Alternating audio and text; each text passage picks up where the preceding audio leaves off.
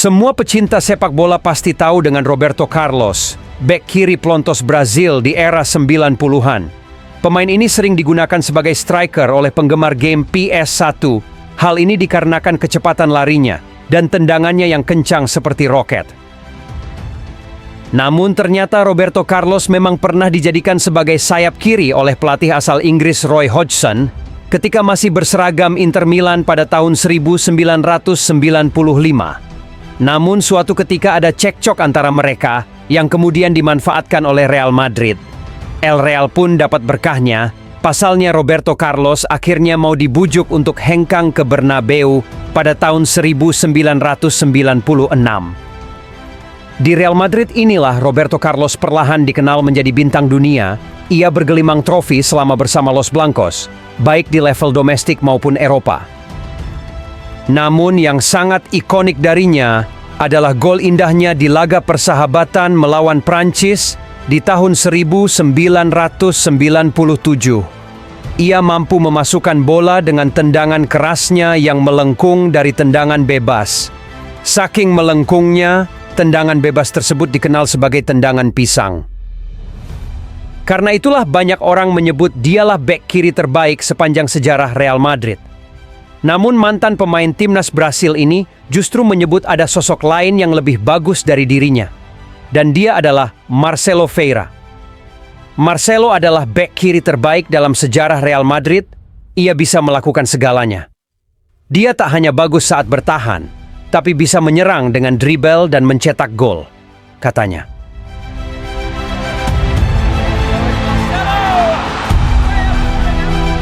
Marcelo to take aim and finally Voltou na frente, lindo lance, a chance! Gol!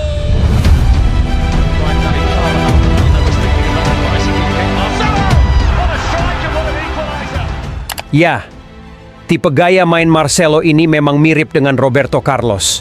Mungil, energik, cepat, dan tusukan-tusukannya sering merepotkan lawan. Namun Marcelo dinilai memiliki teknik individu dan kontrol bola yang lebih halus, yang membuatnya sering beroperasi sebagai playmaker dari sisi sayap. Kedua pemain ini juga sama-sama menjadi legenda bersama Los Galacticos. Mereka meninggalkan jejak yang tak tergantikan untuk klub ibu kota Spanyol tersebut. Namun sebelum dianggap sebagai salah satu bek kiri terbaik dalam sejarah Real Madrid, masa kecil pemain berambut kribo ini juga tak jauh berbeda dengan seniornya tersebut. Lahir pada 12 Mei 1988 di Rio de Janeiro, Brasil. Marcelo kecil tumbuh di daerah Catete, Rio. Lingkungan tersebut banyak sekali terdapat keluarga miskin, dan keluarga Marcelo termasuk salah satunya. Kedua orang tuanya yang berpenghasilan rendah tak mampu memenuhi semua keinginan Marcelo. Meski begitu, ia tetap menjadi bocah kecil bahagia berkat sepak bola. Dalam upayanya untuk membantu perekonomian keluarga, Marcelo memilih sepak bola sebagai jalan hidupnya. Namun karena keluarganya sangat miskin, ia sempat bingung untuk membayar biaya pelatihan sepak bola. Kebingungannya terhenti setelah sang kakek bersedia untuk membiayai semua kebutuhannya. Bahkan saat pertama kali Marcelo mendapat gaji dari pertandingan sepak bolanya, ia memberikan semua uangnya kepada sang kakek. Namun, Marcelo harus kehilangan orang terkasihnya itu untuk selama-lamanya. Sang kakek meninggal dunia pada Juni 2014. Sebagai ucapan terima kasih, Marcelo mengaku kerap mendedikasikan golnya untuk sang kakek. Sebelum memulai karier sebagai pesepak bola profesional, Marcelo lebih dulu memainkan olahraga futsal. Hingga tepat pada usia 13 tahun, dirinya masuk ke dalam Akademi Fluminense. Ia menimba ilmu kurang lebih 3 tahun di tim junior, sebelum akhirnya bersaing dengan rekan-rekannya di tim senior Fluminense. Meski harapannya tumbuh semakin besar, Marcelo sempat akan gagal menjadi pesepak bola terkenal. Ia tak lagi memiliki cukup uang untuk membayar pelatihannya. Namun Fluminense bersedia untuk membiayai seluruh kebutuhan Marcelo. Hal tersebut dilakukan setelah klub yang berbasis di Rio, Brasil itu menganggap bahwa Marcelo merupakan calon bintang masa depan Brasil. Setelah kembali melanjutkan kariernya, bakat Marcelo pun akhirnya tercium hingga ke benua biru setelah bermain bagus selama 2 musim di Fluminense. Tepat pada Januari tahun 2007, Real Madrid lah yang berhasil mengontraknya dengan mahar 6,5 juta euro. Kepindahannya ke Santiago Bernabeu menjadi awal dari sebuah legenda yang tak terlupakan. Namun, setelah resmi mendarat di Santiago Bernabeu, kegigihannya kembali diuji. Marcelo mengungkapkan jika ia nyaris dibuang oleh Real Madrid. Direktur olahraga Madrid memanggilku.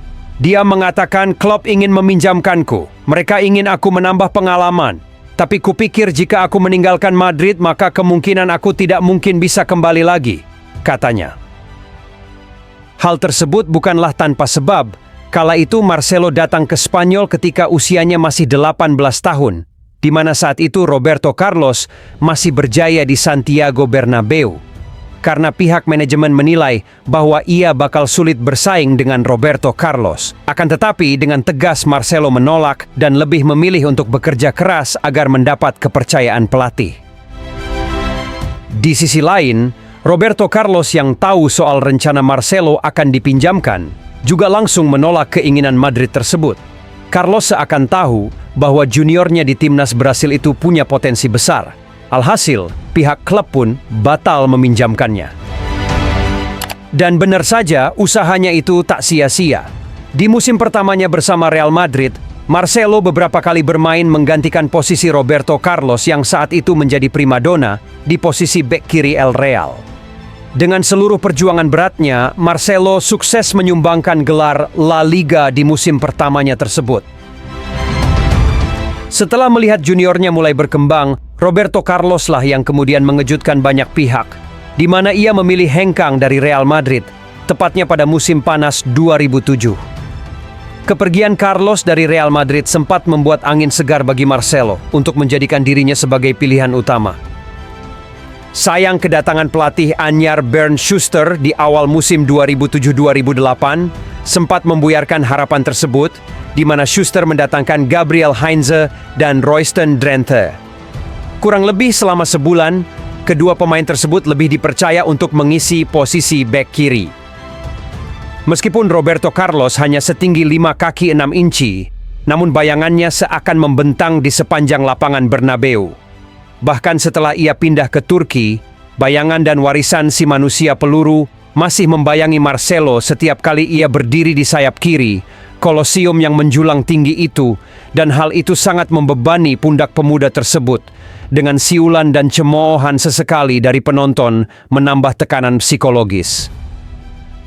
Dia bukan sekadar menggantikan bek kiri biasa, tetapi dia menggantikan pemain yang dianggap sebagai yang terbaik sepanjang masa. Roberto Carlos telah memenangkan 4 gelar Liga Spanyol, 3 Liga Champions, 2 Copa America, dan 1 Piala Dunia. Sementara secara individu, ia telah 2 kali dinobatkan sebagai bek terbaik dan bahkan menjadi runner-up Ronaldo dalam pemilihan Ballon d'Or 2002. Bukan rahasia lagi bahwa kerja keras membuahkan hasil dalam sistem meritokrasi sepak bola, dan Marcelo akhirnya menguasai posisi tersebut. Dia juga berhasil memenangkan hati pelatih dan para penggemar. Pada akhir musim 2007-2008, ia akhirnya mulai berkembang dan menjadi starter dalam 11 dari 16 pertandingan terakhir musim di Liga Spanyol, di mana Los Blancos berhasil mempertahankan gelar mereka. Sayang, ketika memasuki musim 2008-2009, Schuster dipecat karena dianggap gagal dalam mengelola mentalitas tim meski berhasil mempertahankan gelar Liga. Kedatangan manajer baru Juan de Ramos berdampak kepada Marcelo yang mendapati dirinya berada di bangku cadangan hampir sepanjang sisa musim. Hal ini dikarenakan Juan de Ramos lebih menyukai Gabriel Heinze yang lebih berorientasi defensif. Meski begitu, ketika Ramos memainkan Marcelo, ia lebih suka menempatkan pemain Brazil tersebut sebagai pemain sayap. Sang pemain juga menanggapinya dengan positif, di mana Marcelo beradaptasi dengan baik sebagai pemain sayap. Ia bahkan mencetak gol pertamanya setelah menerima umpan tumit dari Gonzalo Higuain dan memasukkan bola melewati kiper dalam kemenangan telak Madrid 4-0 atas Sporting Gijon. Awalnya saya terkejut ketika pelatih menempatkan saya di sayap kiri, tetapi saya menyukainya karena saya selalu berusaha maju dan menciptakan gol, katanya. Setelah pertandingan, pelatih Ramos menyatakan bahwa masa depan Marcelo akan diposisikan sebagai pemain sayap, tetapi akan mundur ke pertahanan jika diperlukan. Marcelo mencetak gol keduanya untuk Real Madrid dalam kemenangan atas Almeria, dengan sebuah tendangan keras dari luar kotak penalti. Namun kegagalan mereka dalam mempertahankan gelar La Liga yang akhirnya direbut oleh rival abadi Barcelona membuat manajemen Madrid kembali mengganti pelatih. Kali ini pelatih asal Chili Manuel Pellegrini yang dipercaya sebagai perancang taktik Los Blancos. Di bawah asuhan Manuel Pellegrini, Marcelo secara konsisten tampil di starting 11 Madrid karena keserbagunaan dan kecepatannya di sayap kiri dalam peran ofensif dan defensif. Ia terus digunakan sebagai pemain sayap kiri di bawah Pellegrini dan mencapai puncak daftar assist La Liga pada musim 2009-2010.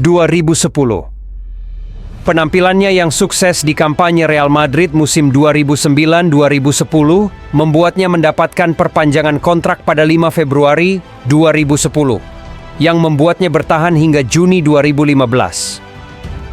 Sayangnya di musim tersebut mereka kembali gagal bersaing di Eropa maupun di kompetisi domestik.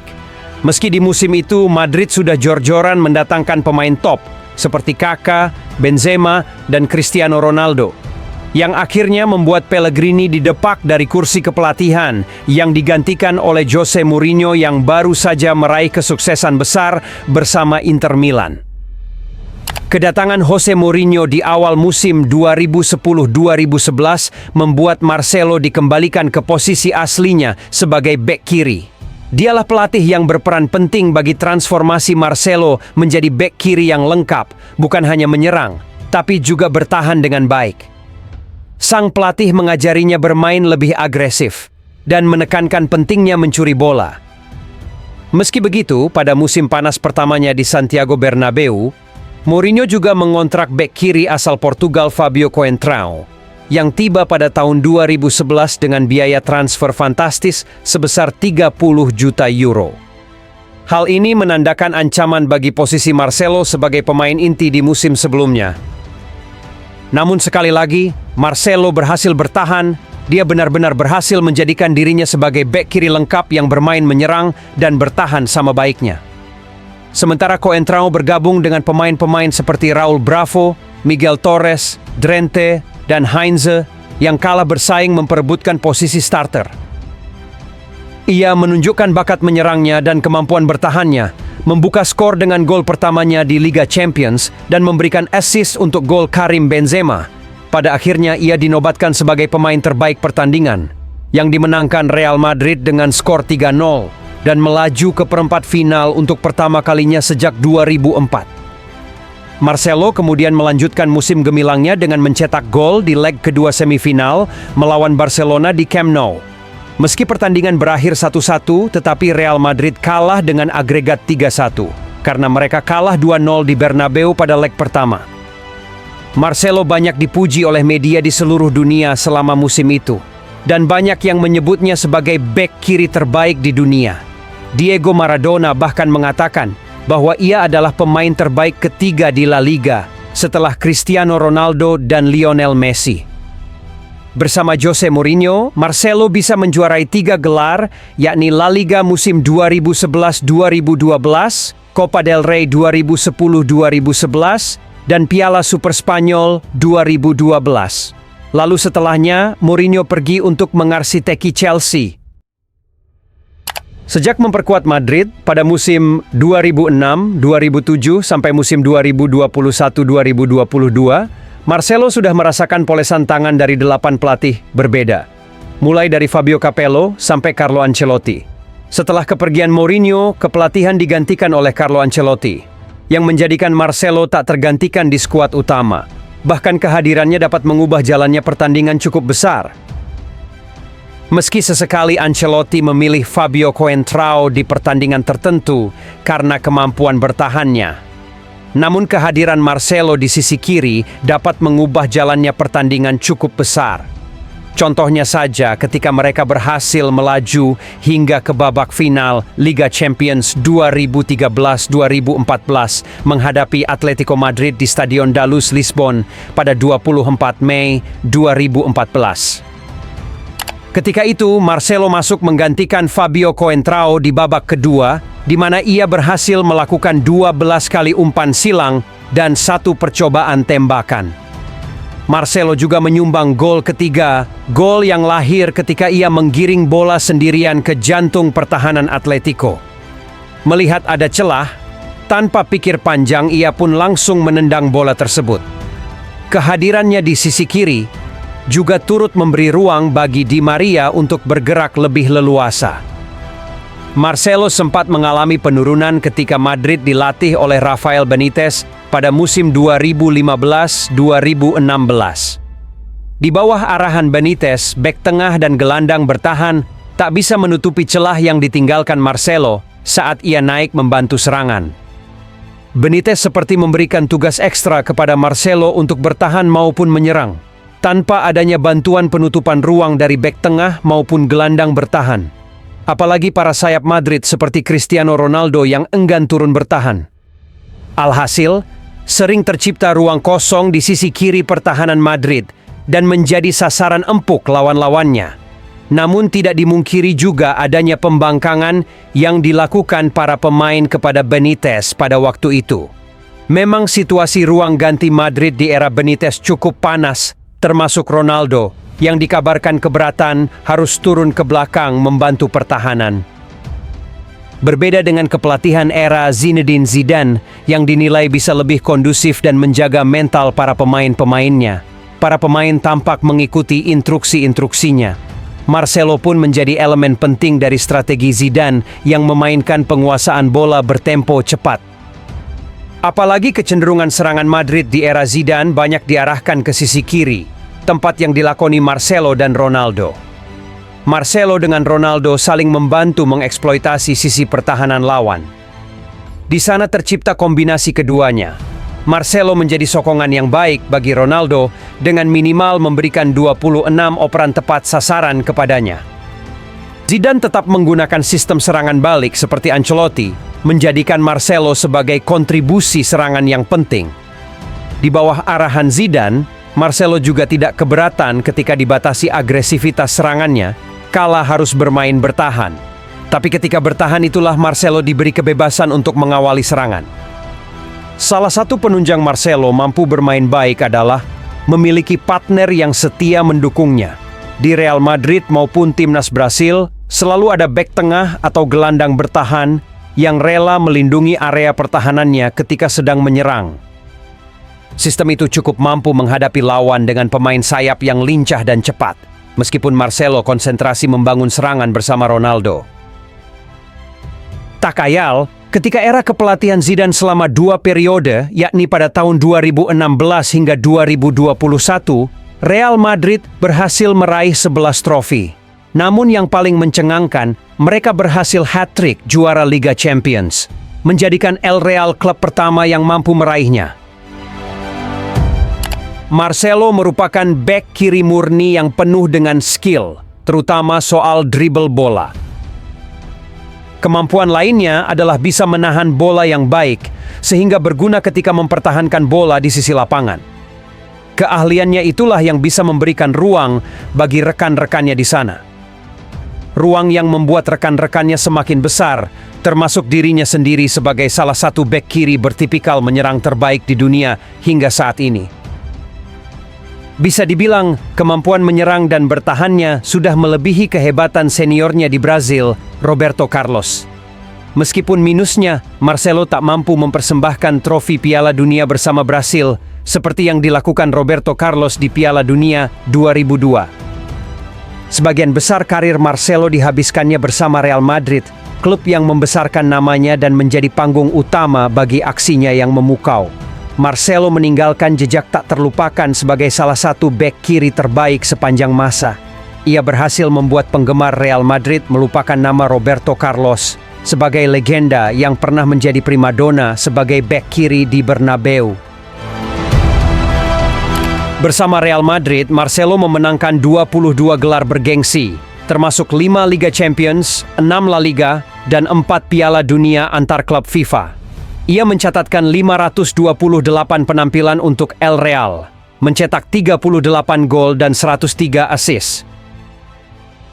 Marcelo kemudian mengakhiri petualangannya bersama Real Madrid di akhir musim 2021-2022 untuk bergabung dengan beberapa klub. Sebelum akhirnya memutuskan pensiun dari sepak bola profesional di usia 36 tahun yang diumumkan pada 6 Februari 2025, mengakhiri karirnya yang gemilang selama 16 tahun.